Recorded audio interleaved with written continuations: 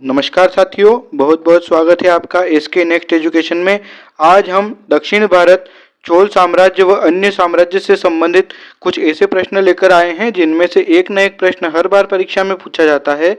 यदि आप किसी प्रतियोगी परीक्षा की तैयारी कर रहे हैं तो ये प्रश्न आपके लिए बहुत ही महत्वपूर्ण होने वाले हैं। जल्दी से वीडियो को लाइक कर दीजिए और चैनल को सब्सक्राइब कर बेल आइकन दबा दीजिए ताकि आने वाले वीडियो की नोटिफिकेशन आपको प्राप्त हो सके। तो आइए शुरू करते हैं। हम पहला प्रश्न है, 8वीं सदी के प्रारंभ में निम्नलिखित में से किसने ज़ोरोएस्ट्रियनों यानी पारसियों को शरण दी, जो पार्शिया यानी ईरान से समुद्र द्वारा फरार होकर तटीय रास्ते से पश्चिम भारत पहुंचे थे। ऑप्शन है चालुक्यों ने, चोलों ने, होयसलों ने या राष्ट्रकूटों ने। इसका सही उत्तर है ऑप्शन डी, राष्ट्रकूटों ने। दोस्तों, ऐतिहासिक रूप से पारसी पंथ की शुरुआत 6ठी शताब्दी ईस्वी में हुई। एक जमाने में पारसी धर्म ईरान का राजपंथ हुआ करता था। उन्होंने भारत में शरण ली। तब से आज तक पारसियों ने भारत के उदय में बहुत बड़ा योगदान दिया है। ईरान पारसी देश हुआ करता था। फारसियों के इस्लाम ग्रहण करने के उपरांत समस्त ईरान को मुस्लिम देश बना दिया गया। अगले प्रश्न की ओर बढ़ेंगे। प्रश्न क्रमांक 2 है, वेंगी के चालुक्य राज्य का चोल साम्राज्य में विलय किसने किया? ऑप्शन है राजराज प्रथम, राजेंद्र प्रथम, राजेंद्र द्वितीय, राजेंद्र तृतीय, कुलोतुंग, चोल प्रथम। इसका सही उत्तर है ऑप्शन डी, राजेंद्र तृतीय, कुलोतुंग, चोल प्रथम। दोस्तों, वेंगी के चालुक्य दक्षिणी भारत का एक राजवंश था जिसकी राजधानी वर्तमान आंध्र प्रदेश में वेंगी थी। वेंगी के चालुक्यों ने 7वीं शताब्दी के से आरंभ करके 1130 ईस्वी तक लगभग 500 वर्षों तक शासन किया। इसके बाद राजेंद्र तृतीय ने वेंगी राज्य चोल साम्राज्य में विलय कर दिया। अगले प्रश्न की ओर बढ़ेंगे। प्रश्न क्रमांक 3 है, चालुक्य विक्रम संवत का प्रचलन किसने किया? ऑप्शन है तैलभ द्वितीय, सोमेश्वर प्रथम, विक्रमादित्य षष्ठम, सोमेश्वर चतुर्थ। इसका सही उत्तर है ऑप्शन सी, विक्रमादित्य षष्ठम। दोस्तों, चालुक्य विक्रम संवत की शुरुआत विक्रमादित्य षष्ठम ने 1076 ईस्वी में की थी। अगले प्रश्न की ओर बढ़ेंगे। प्रश्न क्रमांक 4 है, विक्रमांक चरित का रचयिता बिल्हण एवं मिताक्षरा के रचनाकार विज्ञानेश्वर के संरक्षक शासक थे। ऑप्शन है तैलक द्वितीय, विक्रमादित्य षष्ठम, सोमेश्वर प्रथम, सोमेश्वर चतुर्थ। इसका सही उत्तर है ऑप्शन बी, विक्रमादित्य षष्ठम। दोस्तों, विक्रमादित्य षष्ठम पश्चिमी चालुक्य शासक था। वह अपने बड़े भाई सोमेश्वर द्वितीय को पद से हटाकर गद्दी पर बैठा। चालुक्य विक्रम संवत उसके शासन रूढ़ होने पर आरंभ किया गया। सभी चालुक्य राजाओं में वह सबसे अधिक महान पराक्रमी था तथा उसका शासनकाल सबसे लंबा रहा। अगले प्रश्न की ओर बढ़ेंगे। प्रश्न क्रमांक 5 है, मिताक्षरा की विषय वस्तु है। ऑप्शन है आयुर्वेद, खगोल, काव्यशास्त्र या हिंदू पारिवारिक विधि संहिता। इसका सही उत्तर है ऑप्शन डी, हिंदू पारिवारिक विधि संहिता। दोस्तों, मिताक्षरा के अनुसार प्रत्येक व्यक्ति को जन्म से ही अपने पिता की संयुक्त संपत्ति में हिस्सेदारी हासिल हो जाती है। अगले प्रश्न की ओर बढ़ेंगे। प्रश्न क्रमांक 6 है, पल्लवों की राजभाषा थी। ऑप्शन है संस्कृत, तमिल, प्राकृत या इनमें से कोई नहीं। इसका सही उत्तर है ऑप्शन ए, संस्कृत।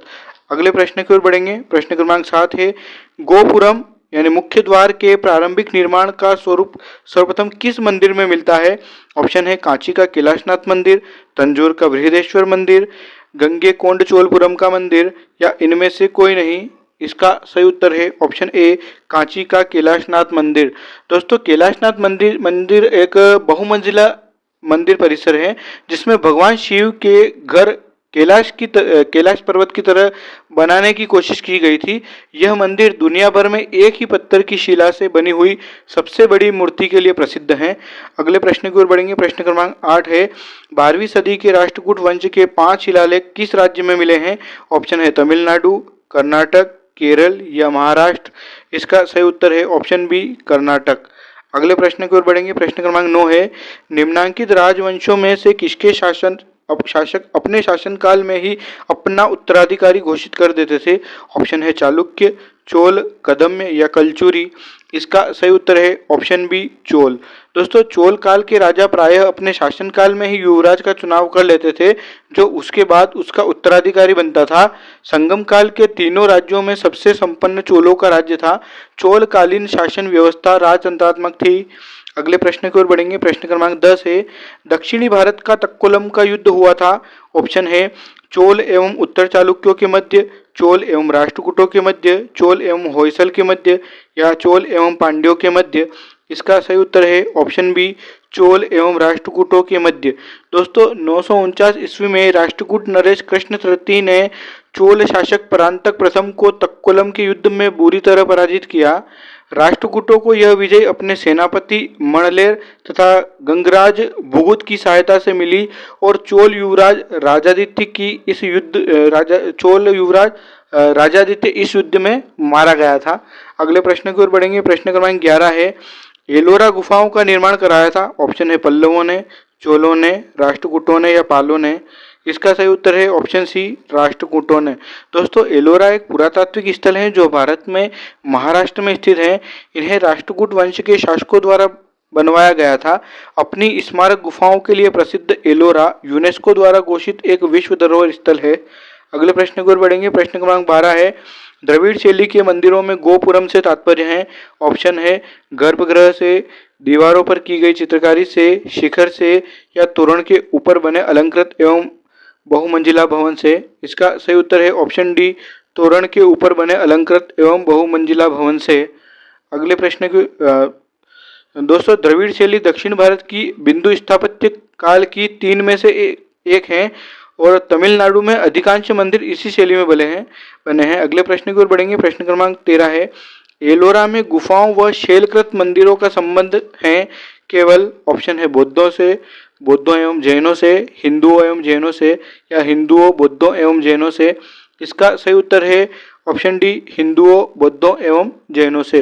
दोस्तों यह विश्व के सबसे बड़े शिलाकृत मठ मंदिर गुफा परिसरों में से एक है, जिसमें हिंदू, बौद्ध और जैन स्मारक और कलाकृतियां शामिल हैं जो 600 से 1000 ईस्वी अवधि की हैं।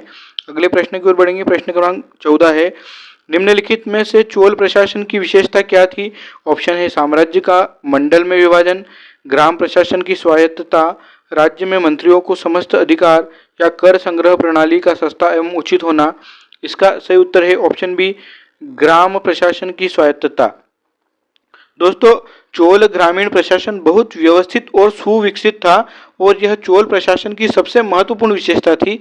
गांवों की विधानसभाओं के संबंध में चोल अभिलेखों में उल्लेख है कि विधानसभाओं को उर और सभा या महासभा कहा जाता था, जो समुदाय के वयस्क पुरुष सदस्यों की जनसभा थी। अगले प्रश्न की ओर बढ़ेंगे। प्रश्न क्रमांक 15 है, चोलों का राज्य किस क्षेत्र में फैला हुआ था। ऑप्शन है विजयनगर क्षेत्र, मालाबार क्षेत्र, दक्कन का पठार या कोरोमंडल तट, दक्कन के कुछ भाग। इसका सही उत्तर है ऑप्शन डी, कोरोमंडल तट, दक्कन के कुछ भाग। अगले प्रश्न की ओर बढ़ेंगे। प्रश्न क्रमांक 16 है, चोल शासकों के समय में बनी हुई प्रतिमाओं में सबसे अधिक विख्यात हुई। ऑप्शन है पत्थर की प्रतिमाएं, संगमरमर की प्रतिमाएं, विष्णु भगवान की प्रस्तर प्रतिमाएं या नटराज शिव की कांस्य प्रतिमाएं। इसका सही उत्तर है ऑप्शन डी, नटराज शिव की कांस्य प्रतिमाएं। दोस्तों चोल मूर्तिकला का एक महत्वपूर्ण प्रदर्शन तांडव नृत्य मुद्रा में नटराज की मूर्ति है। चोलों के शासन के दौरान मूर्तिकला अपने चरम पर पहुंच गई थी। अगले प्रश्न की ओर बढ़ेंगे। प्रश्न क्रमांक 17 है, चोल युग प्रसिद्ध था निम्न के लिए। ऑप्शन है धार्मिक विश्वास, ग्रामीण सभाएं, राष्ट्रकूटों से युद्ध या लंका से व्यापार। इसका सही उत्तर है ऑप्शन बी, ग्रामीण सभाएं। दोस्तों चोल प्रशासन की सबसे महत्वपूर्ण उपलब्धि स्थानीय स्वशासन या ग्राम सभाएं थी। अगले प्रश्न की ओर बढ़ेंगे। प्रश्न क्रमांक 18 है, किस राष्ट्रकूट शासक ने रामेश्वरम में विजय स्तंभ एवं देवालय की स्थापना की थी। ऑप्शन है कृष्ण प्रथम, कृष्ण द्वितीय, कृष्ण तृतीय या इंद्र तृतीय। इसका सही उत्तर है ऑप्शन सी, कृष्ण तृतीय।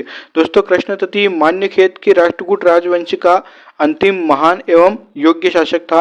अगले प्रश्न की ओर बढ़ेंगे। प्रश्न क्रमांक 19 है, वेनिस यात्री मार्को पोलो 1288 से 1293 के पांड्य राज्य के भ्रमण के समय वहां का शासक था।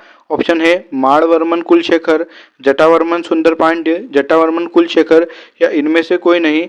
इसका सही उत्तर है ऑप्शन ए, माड़वर्मन कुलशेखर। दोस्तों मार्को पोलो इटली के वेनिस नगर का यात्री था। यह 1288 ईस्वी में 2 बार भारत यात्रा पर आया था। यह पांड्य राजा के दरबार में आया और पांड्य राजाओं को न्यायिक बतलाया था। इसने कयाल को पांड्यों का प्रमुख बंदरगाह बतलाया था। एक प्रश्न यहाँ से भी बनता है कि मार्को पोलो ने किसको पांड्यों का प्रमुख बंदरगाह बतलाया था, तो आप बता सकते हैं कयाल को। अगले प्रश्न की ओर बढ़ेंगे। प्रश्न क्रमांक 20 है, एलोरा के प्रसिद्ध कैलाश मंदिर का निर्माण किसने कराया था? ऑप्शन है दंती दुर्ग, कृष्ण प्रथम, ध्रुव धारावर्ष या गोविंद तृतीय।